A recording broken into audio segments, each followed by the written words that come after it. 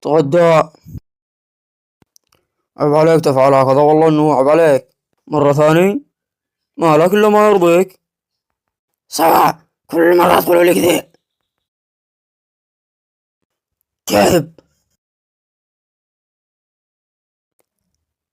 أما أنا تتغدى وأنت تغديت ولا عمرك؟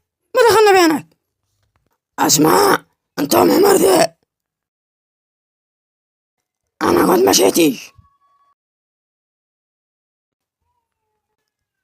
خليك الناسو.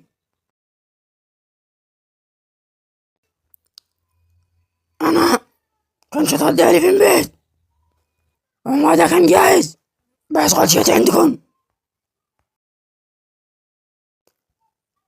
قلت إيه أزمنا ولا عشان كذا أتيت.